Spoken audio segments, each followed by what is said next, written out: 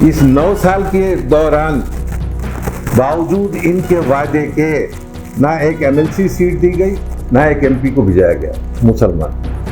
वक्त तबाह कर दिया गया।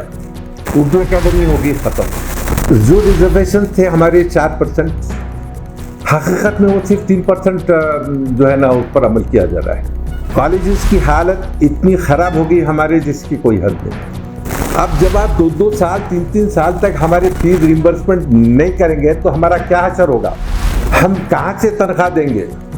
जो मुस्लिम तलबा हमारे इंस्टीट्यूशन में एडमिशन लेते हैं, जिनकी एडमिशन डायरेक्टली कॉलेज करता है, उन तलबा को आप इनकार करते हैं स्कॉलरशिप देने से अंडर ग्रेजुएट कोर्सेस। कि मुसलमानों में एक बात खुलकर सामने आ गई है कि भाई 119 सीट में से जब आप सिर्फ एक एमएलए मुस्लिम को दिए हैं, तो कांग्रेस की तरफ से ये जीतने का हमको उम्मीद है इसकी, तो हम ये चाहते हैं कि पॉलिटिकल रिप्रेजेंटेशन मुसलमानों का ज़्यादा से ज़्यादा हो। तो आप उस आदमी को पर पहुँच गए क्योंकि मुसलमान कमज़ोर है, मुसलमान सियासी एतबार से यतीम है। हमने कहा कि बेटर ये है कि भाई ये कम्युनल जो न्यूसेंस है राजा सिंह का, इसके खिलाफ आ जाओ, हम भी आपका साथ देंगे। और हम बिल्कुल ये बात पक्की बोलते हैं, सबसे पहला मैं सोल्जर हूँ केसीआर का उसके साथ चलने के लिए, अगर वो करते हैं। और अगर केसीआर वाकई राजा सिंह के खिलाफ करते हैं, यकीन लिख लीजिए ये मुसलमानों के लिए इन्हों हमेशा के लिए जिंदा रहेंगे। नाज़रीन अस्सलाम वालेकुम। आज गवाह की महफिल में हैदराबाद की एक ऐसी नया शख्सियत मौजूद है जो किसी तारीफ या तारुफ की मोहताज नहीं है। तमाम वाले मुकाम का ताल्लुक हैदराबाद की उमरा और शरफा के एक ऐसे घराने से ताल्लुक़ है जिन पर हैदराबादी तहजीब को नाज है। आप आंदोलन कॉलेज के चेयरमैन हैं, जिसके तहत कई और इदारे हैं, और पिछला एक सदी के दौरान इस कॉलेज से हज़ारों नहीं बल्कि लाखों तलबा आला तालीम हासिल करके मुल्क और बैरून मुल्क में अपना नाम रोशन कर रहे हैं।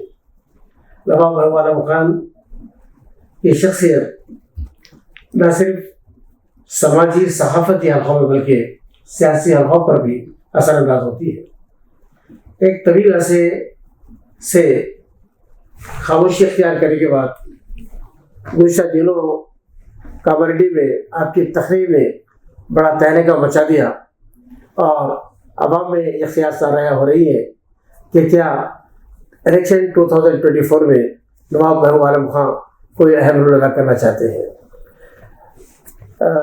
नवाब साहब, लोगों में यह तजस्सुस है कि ये जो आपका जो अंदर का लावा बाहर निकला है, उसकी क्या वजह है? देखिए, ये जो किस्सा था कामारेड्डी के जलसे का, वो कोई सियासी जलसा नहीं था। वो नबी करीम की जो है ना मीलाद का जलसा था और उस जलसे में मैं गया। अब हकीकत ये है कि तेलंगाना मूवमेंट में 12 साल हमने भी काम किया, केसीआर के साथ काम किया। वो मुझको अच्छा जानते, मैं उनको अच्छा जानता हूँ। अब उम्मीद तो इस बात की थी कि तेलंगाना आने के बाद तेलंगाना के मुसलमानों के हालात कुछ बदलेंगे। ये उम्मीद, इसकी बुनियाद खुद केसीआर के बयानात, इससे आप सारे वाकिफ हैं। वो वक्त था केसीआर का जब इनके साथ कोई नहीं आते थे।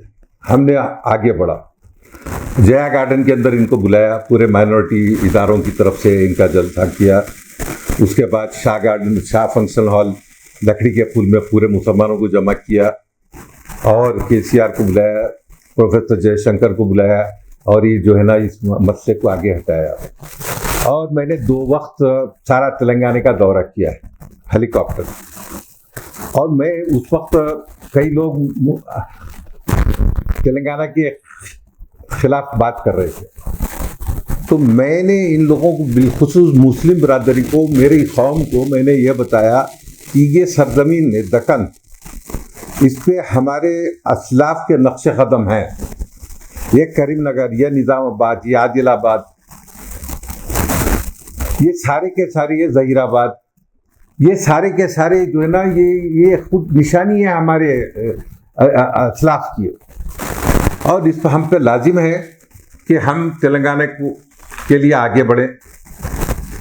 एक चीज़ ये, और दूसरी चीज़, हम किसी तरीक़े से तेलंगाना के किसी हिंदू भाई से दूर नहीं रहना चाहिए। उनसे हमारे ताल्लुकात बिल्कुल ही शीर और शक्कर जैसे होना चाहिए। और ये जो हैदराबाद की जो तहजीब थी, वो तहजीब को हम हमेशा ज़िंदा रखना चाहिए। ये बात कहकर मैंने ये जलसा के इस बात कहकर मैंने सारे मुसलमानों को जहाँ तक हो सकता है आमादा किया, और अल्लाह के फजल से मुसलमानों ने इस बात को माना और TRS का और तेलंगाना की मूवमेंट का खुलकर साथ दिया। ये जब मूवमेंट चलने लगा तो इस मूवमेंट के बाद KCR से हमारी बात होती थी। हम KCR को जलसों में ले जाते थे, जलसों में बैठते थे, और सबसे इम्पोर्टेंट दो जलसे हैं। एक जलसा जो है, जो जया गार्डन सोमाजीगुड़े का, जो इब्तदाई जलसा था। दूसरा जलसा शाह फंक्शन हॉल। इसके अलावा कई और जलसों में उन्हें पापान के धौल ये बात कही कि हम 12% रिजर्वेशन देंगे। ये बात कही गई कि हम पॉलिटिकल रिप्रेजेंटेशन प्रोपोर्शनेट देंगे, हम माइनॉरिटी एजुकेशन इंस्टीट्यूशंस को एनकरेज करेंगे, उनके लिए सहूलतें फराहम करेंगे। दूसरी और जो बातें हैं वो उन बातों को मैं इस वक्त ज़्यादा लेना नहीं चाहता। अब सवाल ये पैदा होता है कि नंबर 1, 12% रिजर्वेशन वो ख़त्म हो गया। आपने एक रेजोल्यूशन पास किया और उसको भिजा दिया दिल्ली। सवाल ये पैदा होता है कि आप वाकिफ थे कि दिल्ली में जो है बीजेपी की सरकार है, ये काम होने वाला नहीं है। अच्छी तरीके से वाकिफ थे। इसके बाद आपने क्या इक़दाम किए? दूसरी चीज, आप वो उसी रास्ते पे चल सकते थे जिस रास्ते के ऊपर राजशेखर रेड्डी चल, आपके सामने एक एग्जाम्पल था, उसको नहीं अपनाया गया।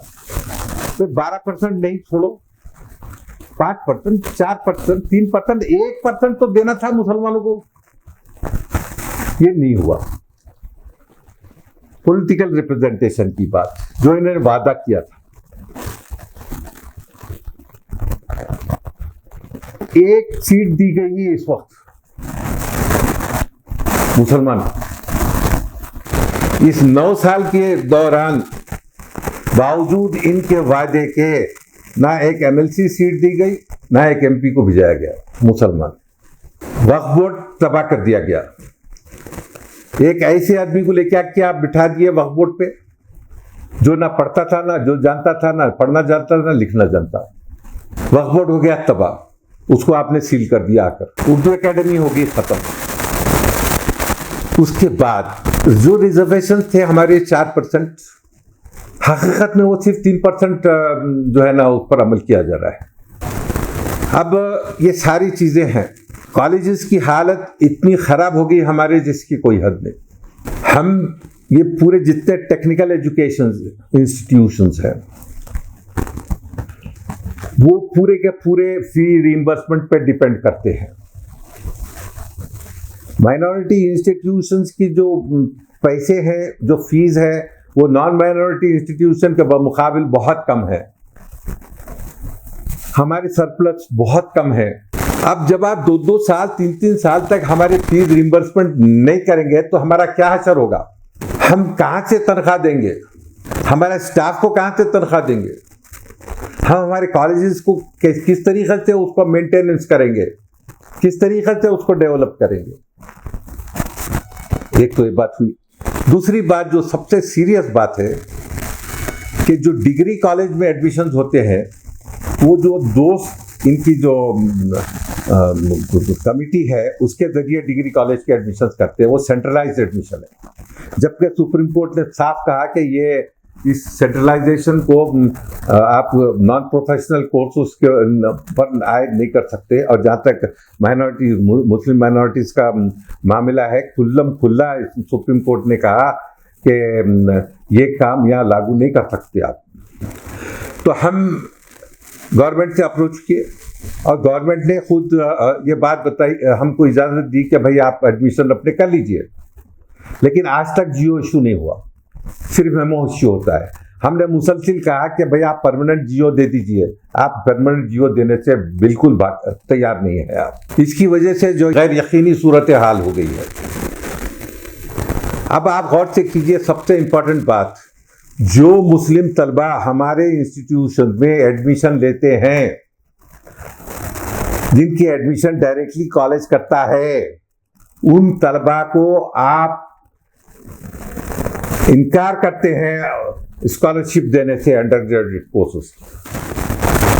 आप उठाकर देख लीजिए मेरी बात सही है या गलत है। और सैकड़ों नहीं हजारों मुसलमान बच्चों का इसमें नुकसान हो रहा है। अब जहां तक मेरा सवाल है, मैंने वाजे कर दिया कि कोई मेरे सियासी एम्बिशंस नहीं है, कोई मेरा जो है ना वो तसव्वुर नहीं है।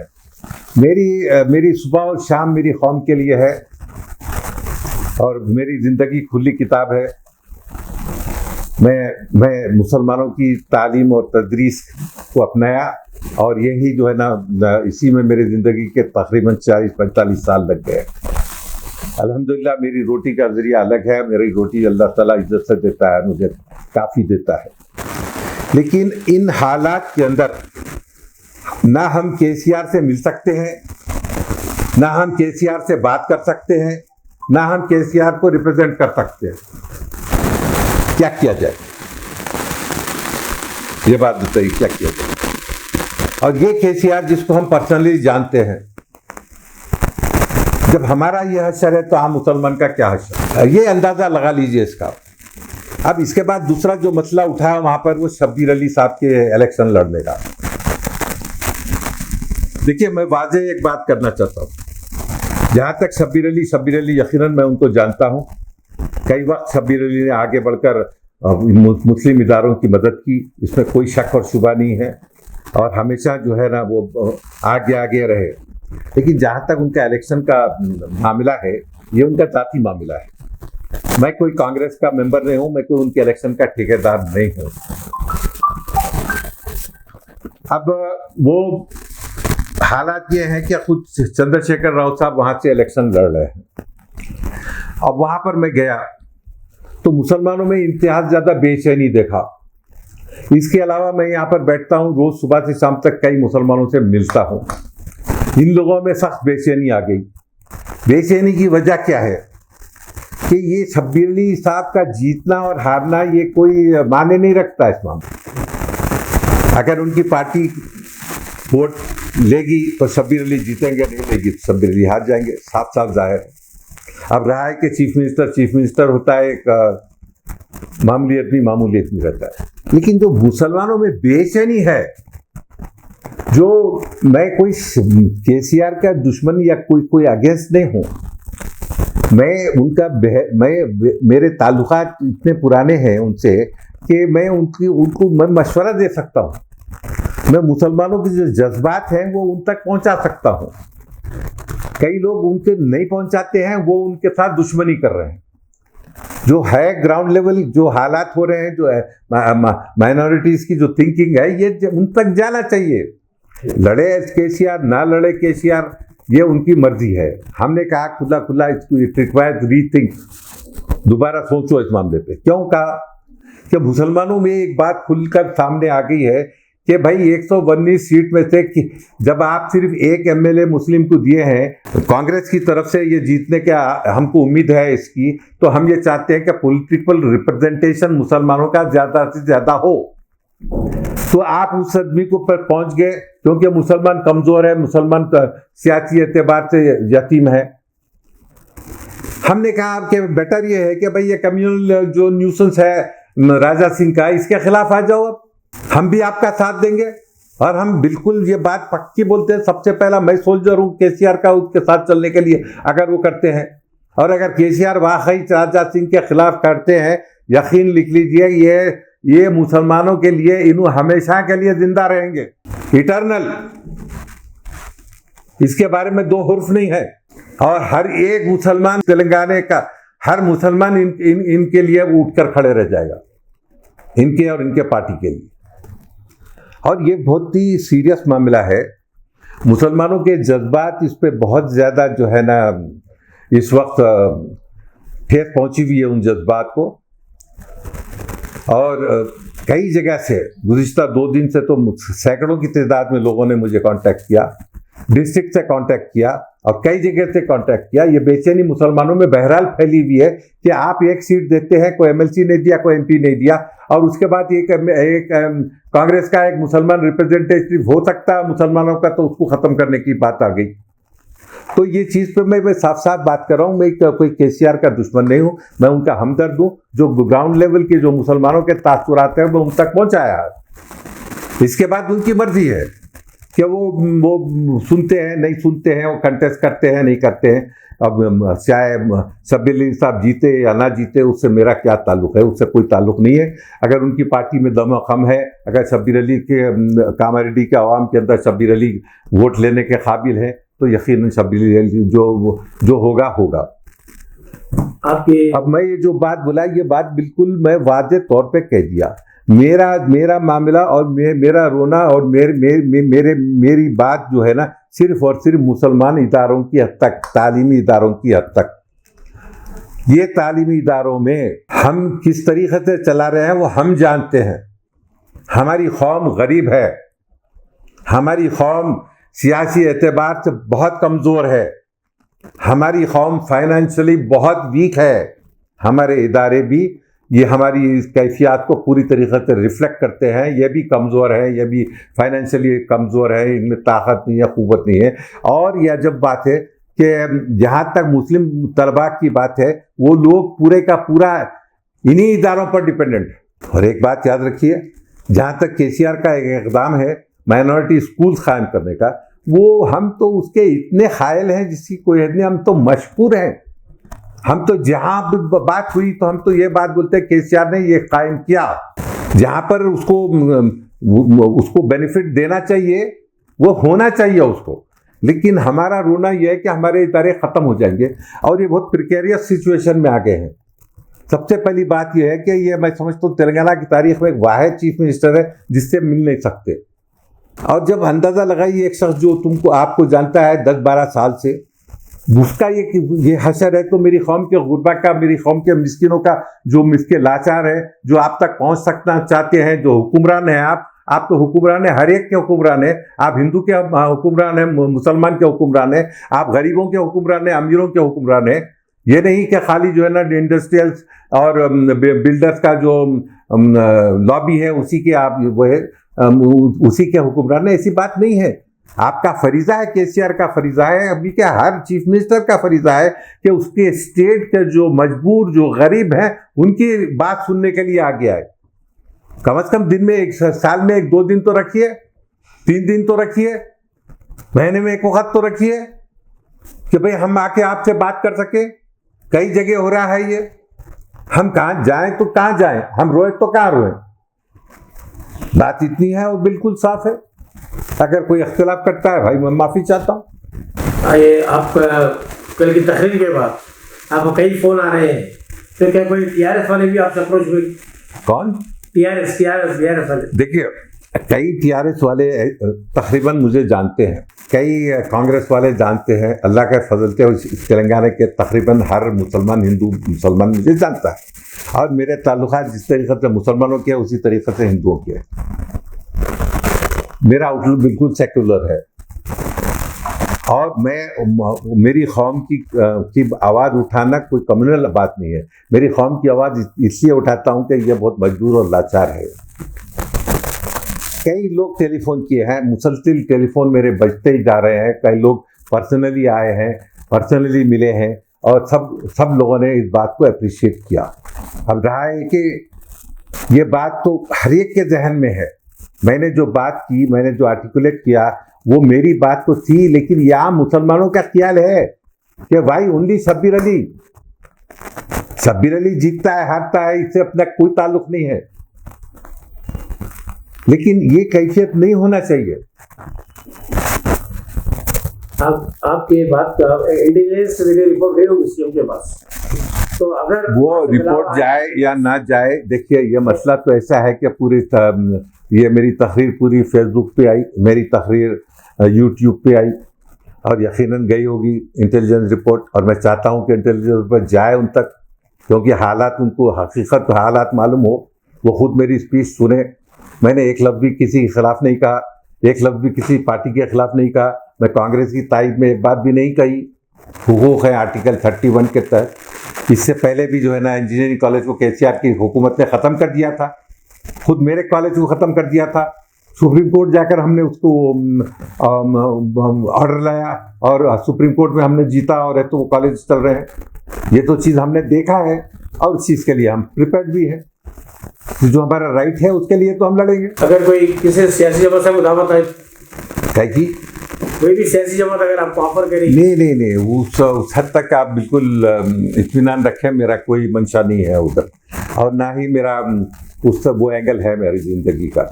मैंने ज़िंदगी पूरी मेरी कौम की खिदमत में गुजार दी, और मेरी जो भी बाकी ज़िंदगी है वो मैं यकीनन मैं मैं गुजारूंगा। मेरी कौम से मैं बहुत खुश हूँ, मेरी कौम मुझको सर पर बिठाती है। यकीनन सारे देखिए आज पूरे तेलंगाना के मुसलमान मुसलसिल तकरीबन हर डिस्ट्रिक्ट का मुसलमान मुझको कांटेक्ट किया है, हर डिस्ट्रिक्ट का मुसलमान। अब बहुत वो जो है ना आप अंदाज़ा लगाइए कि इस बात साफ है कि वो मुसलमान क्यों कांटेक्ट किया। ऐसे डिस्ट्रिक्ट को जो मैं जाता भी नहीं हूँ वहाँ से भी टेलीफोन आए कि साहब आप जो बोले बिल्कुल सही है। हकीकत ये है कि ये मैंने आर्टिकुलेट जो चीज़ किया, मेरे जज्बात तो थे ही थे, लेकिन ये मेरी कौम के जज्बात है। वो चाहती है कि भाई पॉलिटिकल रिप्रेजेंटेशन मिले उनको, वो चाहती है कि उनके इदारे जो है ना जिंदा रहे, फले फूले, आगे बढ़े। ये हमारा मंशा है, इसके अलावा कोई मंशा नहीं है। और अगर कांग्रेस आती है, हम तो कांग्रेस से भी ये बात पूछेंगे कि भाई तुम क्या करना चाहते हो हमारी कौम के लिए। और हमने गुज़िश्ता के अंदर हमने कांग्रेस के खिलाफ काम किया है, खड़े रहकर बोला है इस बात को। राजशेखर रेड्डी के जमाने में उसको कन्विंस किया है 3%, 4-5% रिजर्वेशन के। मैं तो अड़ावा था कि कम से कम 5% दो, और उसने 4% किया है। दिया तो कांग्रेस ही है ना। हम तो साथ थे केसीआर के, हम तो साथ राजशेखर रेड्डी के नहीं थे। हम तो चाहते थे कि केसीआर इस चीज़ को कम से कम ये 3 को 5 कर दे, 10 खात कर दे, 12 नहीं तो नहीं। ये हम जानते हैं कि भाई 12% वो बात उन्होंने कह दी, ये एक अलग बात है, लेकिन हम जानते थे हकीकत के हिसाब से हम ये चाहते थे कि भाई कम से कम 2-3% में इजाफा हो जाए। देखिए आप सब अब ये इस बात से वाकिफ़ हैं, अच्छी तरीक़ा से वाकिफ़ है कि आज गवर्नमेंट सर्विस में जितने मुसलमान दिख रहे हैं वो सिर्फ और सिर्फ ये रिजर्वेशन, मुस्लिम 4% रिजर्वेशन की वजह है। ये हर एक जानता है, और इसके लिए यकीनन हम राजशेखर रेड्डी के मशकूर हैं, और हम चाहते हैं कि हम मशकूर खुद चंद्रशेखर राव के मशकूर हो इस मामले में। हम चाहते हैं कि चंद्रशेखर राव हम मुसलमानों को गले से लगा ले, हम उसको गले से लगा ले। ये मेरे जज्बात हैं।